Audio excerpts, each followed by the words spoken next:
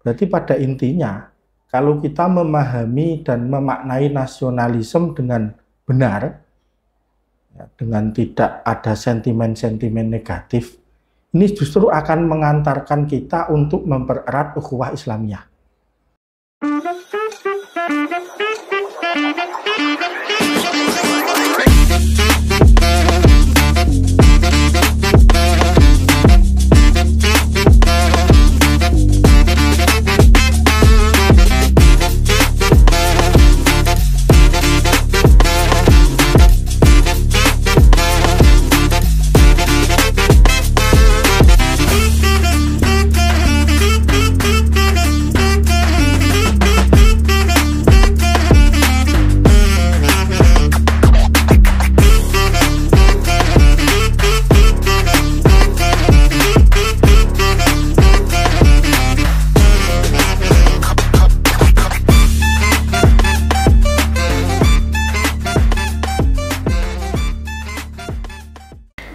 Assalamualaikum warahmatullahi wabarakatuh. Sobat Mus dimanapun Anda berada, kembali lagi kita di segmen Thaqofah. Pada segmen Thaqofah malam hari ini, kita telah ditemani oleh beliau, Kiai Abdullah Ammar, Dewan Mufattish PP Musarang. Pada segmen kali ini, kita akan istifadah banyak kepada beliau terkait tema sejarah dan makna khilafah di era modern dalam semangat kemerdekaan. Di bulan Agustus ini erat sekali dengan momen sejarah kemerdekaan Indonesia. Di usianya yang ke-80, ternyata masih ada juga yang merorongnya dengan isu khilafah Islam. Bahkan ada klaim dari beberapa pihak yang menggadang-gadang akan kembalinya khilafah pasca kepemimpinan yang lalim. Akankah ini menjadi solusi? Nah, mari kita bahas.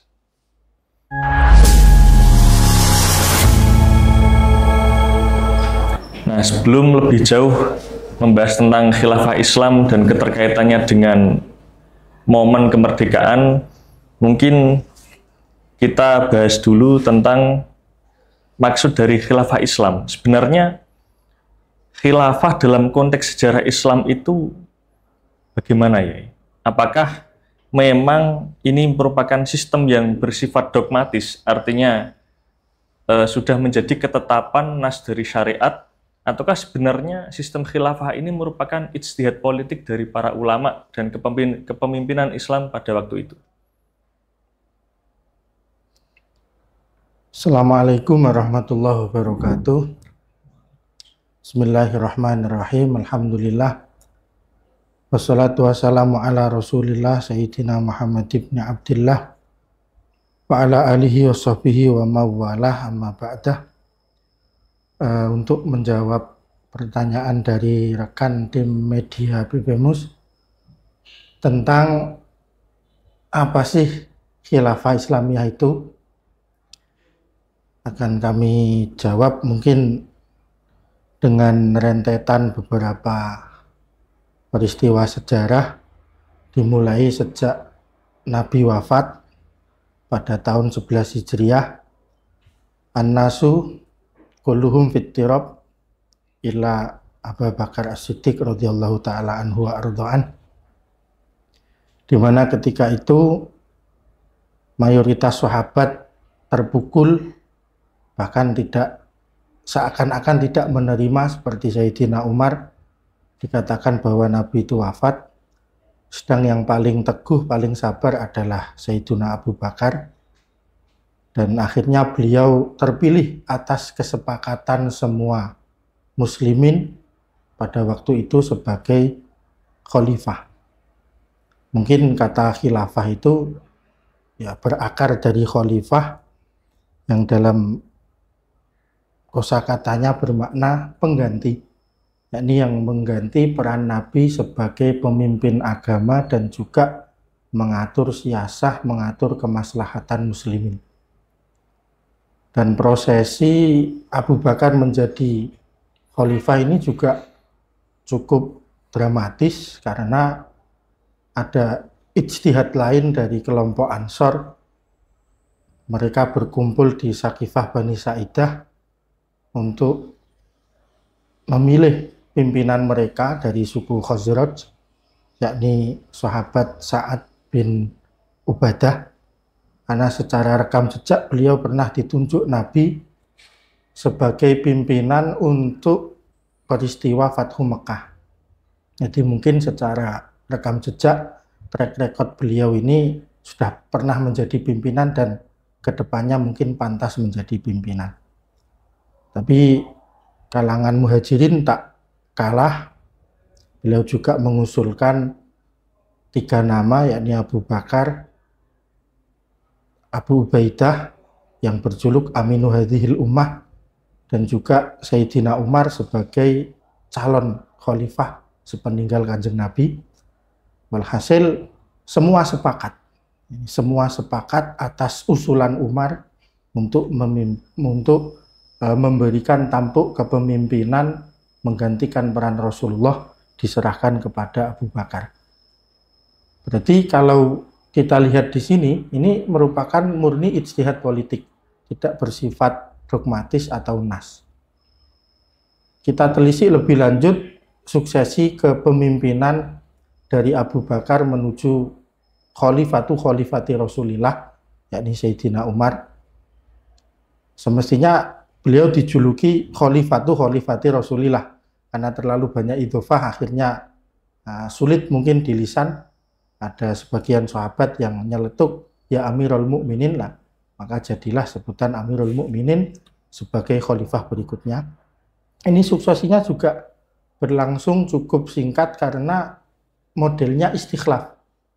Kalau Abu Bakar menjadi khalifah ini atas kesepakatan bersama, semua mubaya'ah, baiat kepada beliau di masjid, yang mungkin sebagian yang seperti Sayyidina Ali masih ngurusi, masih berkabung lah, karena beliau juga menantu sekaligus misanan Kanjeng Nabi, masih banyak urusan rumah tangga atas kewafatan Kanjeng Nabi, jadi untuk mubaya'ah beliau ini agak lambat. Tapi semua sepakat bahwa yang berhak menjadi khalifah adalah Abu Bakar. Beralih ke Sayyidina Umar tadi ini, beliau Abu Bakar istikhlaf, menunjuk sesuai ijtihad beliau bahwa yang pantas menjadi suksesor beliau adalah Sayyidina Umar. Dan ini bukan ujuk-ujuk, artinya beliau juga istasaro akabirus sahabah. Beliau juga meminta pendapat ke sahabat-sahabat senior, dan akhirnya beliau menulis janji, menulis ahad yang ditulis oleh Sayyidina Utsman dan dibacakan di masjid, kemudian semua ridho, akhirnya Sayyidina Umar menjadi khalifah kedua. Nah, peralihan atau suksesi setelah Umar ke Utsman ini juga beda lagi bentuknya. Lalu tadi dengan mufakat, yang kedua dengan istikhlaf, yang ketiga ini terkenal dengan syuro, di mana Sayyidina Umar mengumpulkan baqiyatu al-asyrah al-mubasyirin bil jannah. Nah, masih ada 6 di situ, ada Sayyidina Ali tentunya, Sayyidina Utsman, Sayyidina Thalhah bin Abdullah, ada Sa'ad bin Abi Waqqas, ada juga Abdurrahman bin Auf, ada Zubair bin Awam, diutus untuk berembuk sing pantes jadi khalifah ini siapa di antara mereka berenam. Nah, akhirnya mufakat, tinggal mengerucut 2 nama antara Sayyidina Ali dan Sayyidina Utsman, dan intinya ujung-ujungnya Sayyidina Utsman yang menjadi khalifah. Jadi ini bentuk syuro. Terus berlanjut ketika Sayyidina Utsman dibunuh, ini juga agak epik juga, karena setelah Sayyidina Utsman dibunuh ini, Sayyidina Ali ke dalam beliau, mendapati beliau terbunuh, mencari siapa yang membunuhnya. Para muslimin mengatakan labud dalana min amir, khalifah sudah wafat, sekarang kita harus punya pimpinan. Terus semua orang Islam di sana sepakat untuk mengangkat Sayyidina Ali sebagai khalifah. Tapi jawaban Sayyidina Ali seperti ini. Beliau mengatakan kalau dalam bahasa Indonesia, tidak, kalian tidak berhak. Yang berhak sekarang untuk melantik pimpinan adalah man syahidu badr, orang yang pernah ikut perang Badar. Nah, akhirnya dipilihlah orang-orang yang pernah mengikuti perang Badar dan ternyata sepakat semua memilih Sayyidina Ali sebagai khalifah. Jadi kalau kita lihat rentetan peristiwa ini murni ijtihad politik atau ijtihad siasah dari sebagian sahabat dari khalifah-khalifah yang ada. Berlanjut ke Umayyah dan lain sebagainya, karena memang ya sesuai dengan kondisi dan lingkungan, tetap ijtihadnya berbeda-beda. Jadi kalau pertanyaan tadi ini mengerucut ke memang ijtihad politik, ijtihad dari sahabat dan ulama-ulama terdahulu.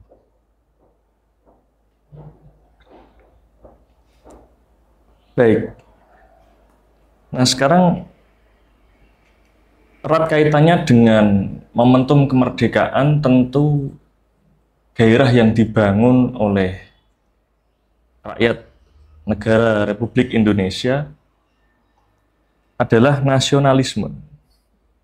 Nah, ini menurut Yai, bagaimana pandangan nasionalisme dalam Islam? Apakah nasionalisme yakni cinta tanah air, di mana tanah air kita itu tentu terdiri dari berbagai suku, berbagai bangsa, bahkan berbagai agama?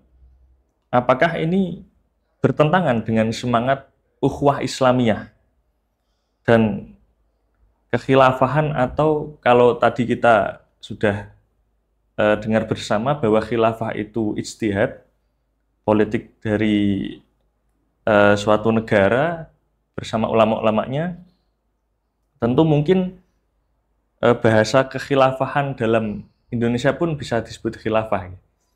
Nah, ini sudah punya makna khilafah. Ini apakah bertentangan dengan semangat nasionalisme itu? Untuk menjawab pertanyaan ini, mungkin kita harus meneliti dulu makna nasionalisme itu apa, terus makna khilafah Islamiyah itu apa. Kalau tadi menyempurnakan jawaban dari yang pertama, memang bentuk khilafah itu sentral, artinya satu pimpinan memimpin beberapa daerah yang jelas satu agama lah, disatukan oleh Islam dan disatukan oleh satu pimpinan. Untuk nasionalisme sendiri ini kalau kita lihat akar bahasa itu dari nation, dari Yunani aslinya, nasor atau nasio, yang artinya adalah aku lahir. Dalam memaknai nasionalisme ya, kalau kita persempit nanti akan repot. Ya, harus kita perluas. Kan macam-macam kajian tentang nasionalisme itu macam-macam. Mungkin kami tanya dulu yang dimaksud nasionalisme yang nanti akan mungkin digesekkan atau dipertentangkan dengan khilafah Islamiyah itu, menurut pemahaman panjenengan, nasionalisme yang bagaimana? Kalau nasionalisme yang berkembang itu sepintas atau dalam pendek katanya adalah cinta bangsa, cinta tanah air. Nah, ini apakah dengan semangat nasionalisme, ini mungkin nasionalisme dalam Islam itu juga bagaimana, apakah ada tuntunan tersendiri? Nah, itu ketika kita gerakkan, apakah itu sampai bertentangan dengan ukhuwah Islamiyah atau ikatan persaudaraan kita dengan sesama muslim? Kalau yang dimaksud itu ya jelas tidak bertentangan. Karena gini ya, dulu kembali ke sejarah, ketika Sayyidina Umar menjadi khalifah, itu beliau kan meneruskan langkah dari Khalifah Abu Bakar, di mana sebelum beliau wafat ini, beliau berani untuk mengekspansi Irak dan juga Syam, yang notabene negara dua ini dijajah, dalam tanda kutip, dikuasai oleh raksasa dunia pada saat itu, yakni kerajaan Persia dan kerajaan Romawi. Singkat cerita, setelah Sayyidina Umar menjadi khalifah ini, ternyata yang membangun moralitas dan semangat juang muslimin, sahabat beserta tabi'in pada waktu itu ya semangat watoniyah, semangat nasionalisme. Kenapa? Karena kalau kita telisik, Irak itu memang negara Arab. Begitu juga dengan Syam. Karena Syam itu dulu Arab kan kita tahu ada Badiah, Arab-Arab kuno yang Quran sebutkan seperti kaum Samud, kaum Ad, ini kan kabarnya nggak ada. Artinya kita hanya menerima beberapa cerita saja, nggak sampai kompleks. Terus kemudian ada Arab Aribah ini, ada Arab Aribah yang bermukim di Yaman, terus membuat bendungan Ma'rib itu karena memang rawan banjir. Kemudian banyak penduduk di sana dari keturunan yang terkenal yaitu Pak Kohton dan Pak Adnan. Kemudian dari Fam itu ada beberapa cabang kabilah, diantaranya adalah suku Azd yang ini nanti melahirkan Bani Ghassan yang bertempat di Syam. Berarti otomatis Syam ini termasuk Arab Musta'ribah. Entah Musta'ribah, entah Aribah. Kalau Kanjeng Nabi, karena dari ibunya, kalau kita telusuri Sayyidina Ismail, Nabi Ismail itu punya istri dari kabilah Bani Jurhum, yang memang Aribah. Terus Sayyidina Ismail, Nabi Ismail ini dari Palestina sana, maka keturunan Nabi Ismail menjadi Musta'ribah, yang diarabkan. Percampuran. Nah, memang seperti ini, kebudayaan harus saling bercampur. Kemudian, nah inilah yang menjadi semangat tentara muslimin untuk merebut kembali Irak ke pangkuan orang Arab, ke pangkuan orang Syam. Berarti pada intinya, kalau kita memahami dan memaknai nasionalisme dengan benar, ya, dengan tidak ada sentimen-sentimen negatif, ini justru akan mengantarkan kita untuk mempererat ukhuwah Islamiyah. Ya meskipun kalau kita pahami singkat kan nasionalisme itu seperti pengkotak-kotaan. Kalau ukhuwah Islamiyah kan kayak sumul. Jadi di kotak-kotak dengan disebarluaskan kayak kontradiktif. Tapi pada dasarnya tidak. Kalau kita sudah beres dengan nasionalisme yang berdasarkan agama, pasti ukhuwah Islamiyah ini akan betul-betul terjalin dengan sempurna. Dan memang cinta tanah air ini perlu. Apa? Nabi sendiri ini, ya kalau kita lihat makalahnya Gus Koyum tentang Al-Insaniyah fi Afghanistan, beliau pernah dimintai tulisan lah untuk membangkitkan nasionalisme yang ada di Afghanistan karena beliau punya kenalan entah menteri, entah dubes, entah apa. Hanya beliau buat karangan tentang itu, dan bukti bahwa Nabi itu cinta tanah air. Ada suatu peristiwa ketika Nabi hijrah, ada beberapa sahabat yang pulang kampung ke Mekah. Ternyata beliau secara empat mata bertanya langsung bagaimana keadaan Makkah. Gampangane cara tono piye omahku pojokane sek piye-piye dan lain sebagainya. Dan ketika diceritakan itu, air mata Kanjeng Nabi tidak terasa keluar dengan derasnya. Jadi ini membuktikan Nabi rindu akan tanah kelahirannya. Ya tadi, berarti nasionalisme ini harus kita maknai dengan sebaik-baiknya. Tapi kalau kita menilik pemahaman tentang nasionalisme itu sebenarnya berawal dari Revolusi Perancis, di mana slogannya adalah kedaulatan rakyat.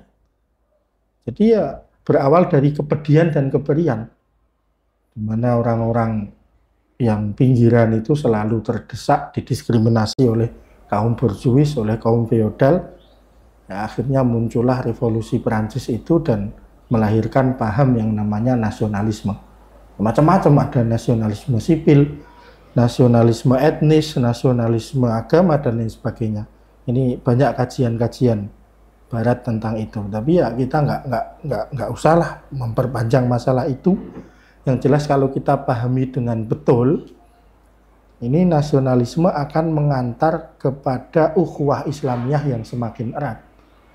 Nah, karena ajaran kita itu kan juga dengan tetangga saja sudah harus bagus, apalagi dengan yang lain. Jadi ini menunjukkan bahwa nilai-nilai nasionalisme juga sudah terkandung dalam agama kita. Mungkin seperti itu. Baik. Masih berkaitan dengan nasionalisme dan ukhuwah Islamiyah. Ini ternyata erat sekali dengan makna spiritual. Makna spiritual yang di situ sangat kuat sehingga bisa membawa kemajuan yang lebih baik. Nah, ini tentu merupakan hal yang sudah difikirkan oleh para tokoh dan kiai di masa kemerdekaan. Nah, ini bagaimana ya perjuangan para kiai, santri, bahkan pesantren dalam memperjuangkan kemerdekaan? Kemerdekaan dari kolonialisme Belanda, dari Jepang, dari penjajah-penjajah yang pernah menjajah tanah air. Artinya itu ya jelas berperan para kiai dan para santri. Karena pada dasarnya kan penjajah itu di samping dia merongrong dan mengeksploitasi sumber daya kita dengan sangat masif dan curang, culas, secara kepercayaan kan juga sangat berbeda dengan kultur di negara kita. Jadi secara luas memang pasti saya yakin para ulama, para kiai, para santri itu perjuangannya nyata untuk meraih kemerdekaan di negara ini. Ya, bukti yang tidak terbantahkan, meskipun ini sudah merdeka kemudian ada agresi militer kedua Belanda itu, yaitu resolusi jihad dari Hadratus Syekh Hasyim Asy'ari. Dan beliau kan kayak kita sudah memproklamirkan sebagai negara yang merdeka, kok mau dijajah kembali.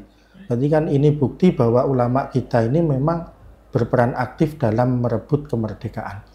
Belum lagi pahlawan-pahlawan yang notabene adalah terah dari kiai atau santri seperti ya Diponegoro. Nah, Diponegoro dalam perang Jawa itu kan termasuk perang yang sangat menguras perbendaharaan Belanda. Apalagi kalau kita lihat sejarahnya di Aceh, di Perlak atau di kerajaan-kerajaan Islam yang memang Aceh itu sudah dahulu memeluk Islam daripada Jawa. Ini Masya Allah, ini pengakuan dari orang-orang Belanda sendiri ini hampir kas negaranya terkuras habis gara-gara mendamaikan, dalam tanda kutip, mendamaikan pemberontakan di Aceh. Artinya dalam rangka menghadapi perjuangan kemerdekaan di Aceh. Dan ya, mungkin karena minimnya literasi kita mungkin ya, kita juga nggak menemukan agama lain atau Kristen lah atau Buddha atau Hindu lah yang punya semangat juang melebihi semangat juang agama kita dalam membebaskan negara kita ini dari penjajah. Dan ya tentu untuk masalah peran atau tidak jelas sangat berperan. Ya. Buktinya juga mungkin panitia persiapan kemerdekaan itu rata-rata juga orang Islam. Ya meskipun ada yang Kristen juga dan lain sebagainya.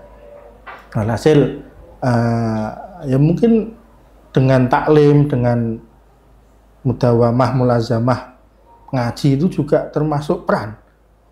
Karena kalau tidak memperbanyak literasi kan kita pasti akan dibodohi terus oleh Belanda. Ya sejatinya dijajah tapi nggak dijajah. Sejatinya kita sekarang merdeka tapi hakikatnya juga nggak merdeka. Kalau kita lebih luas merenungi itu. Karena dulu Belanda datang ke negara kita kan tentu untuk menyambung hidup, untuk mencari rempah dan lain sebagainya. Jadi semangat keagamaannya memang sebenarnya kurang, jadi murni untuk dagang. Ya mungkin karena bangsa kita saja yang terlalu baik dalam tanda kutip, akhirnya ya sumber daya kita terus macam-macam lah, kita banyak dirugikan oleh pihak-pihak asing. Dan kembali ke nasionalisme tadi, memang nasionalisme ini dalam artian lebih khususnya juga bermakna tidak bergantung kepada asing, tidak bergantung kepada asing. Dan agama kita tentu sangat mendorong adanya kemerdekaan secara terbuka, secara mandiri, dan dalam segi apapun. Ya mungkin atas mekatan.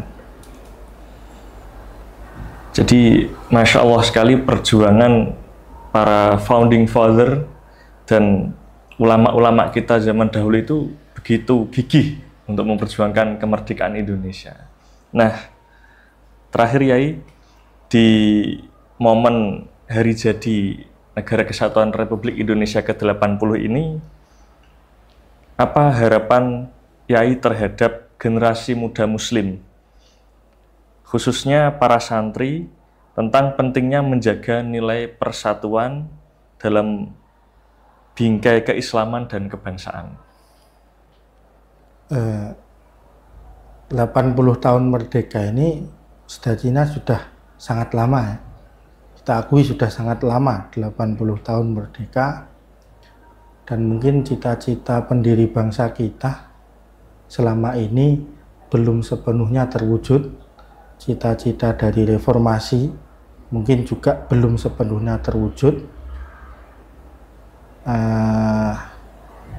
Untuk pesan atau mungkin catatan-catatan kepada generasi muda, ini seyogjanya ya nggak begitu pantas kami ucapkan, karena kita sendiri masih muda, kita sendiri masih dalam rangka mengisi kemerdekaan dengan semangat belajar dan mengajar tentunya. Jadi ya mungkin gini saja, mungkin untuk para santri pada khususnya ya, secara umum kepada para pemuda ya, nomor satu tetap perbanyak literasi. Kita sekarang hidup di dunia yang sudah sangat semrawut, sudah repot semua. Kayak yang baik itu buruk dan yang buruk itu baik. Zaman-zaman yang sudah repot ini, kalau nggak memperbanyak keilmuan tentunya ini pasti kita akan terpuruk dan semakin terpuruk. Di samping itu, di samping dengan memperbanyak literasi juga harus tadi melek sejarah juga, ya, harus melek sejarah. Kembali ke khilafah tadi, mohon maaf mungkin agak ngejelong-ngejelong, agak kembali mundur. Ya, kami teringat ngendikanipun Mbah Mun di sela-sela pengajian beliau pernah berkata gini, wong saiki kok pingin gawe khilafah nang Indonesia, iki wong sing gak roh sejarah. Jadi entah seterusnya beliau ngendikan apa dan maksud beliau Allah yarham seperti apa, wallahu alam. Yang jelas kalau mungkin kita menelisik sejarah dengan utuh, ya, menanamkan keislaman di hati kita dan pengalaman kita pribadi itu mungkin sudah lebih dari cukup untuk membangkitkan khilafah dalam hati kita sendiri. Jadi mungkin kalau nggak salah di kitab Iqlamul Munadiminnya Mbah Yai, Mbah Said, itu ada beliau mencuplik ya perkataan ba'dud du'ah. Banyak pendai-pendai mengatakan ilam tastati antazro'a ad-daulatal islamiyata fi baladikum fi ardikum fazro'uha fi kulubikum. Itu mungkin mentok. Yang penting kita menyemai hati kita, menyirami hati kita, menanam perjuangan keislaman dan ilmu-ilmu Islam di hati kita masing-masing, agar ya, karena sekarang ini ya, intidharul faraj, kita menanti kedatangan Imam Mahdi, kita menanti kedatangan sosok yang akan mempersatukan kita semua dan kalau kita pikirkan pada zaman sekarang itu mungkin sungguh-sungguh mustahil. Bayangkan, beda partai saja sudah repot. Beda etnis, beda apa, ini menyatukan seluruh umat Islam. Jadi kan betul-betul tanda kekuasaan Allah yang agung. Jadi tidak mungkin sosok yang sepele, tidak mungkin sosok yang kaleng-kaleng.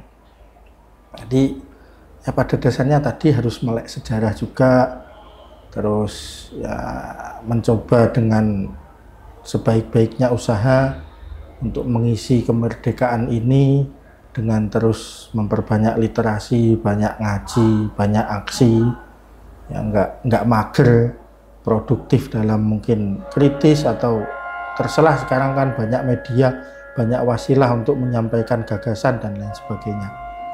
Terus terkait khilafah tadi kayak ada bentuk kekakuan dalam khilafah, sejatinya tidak.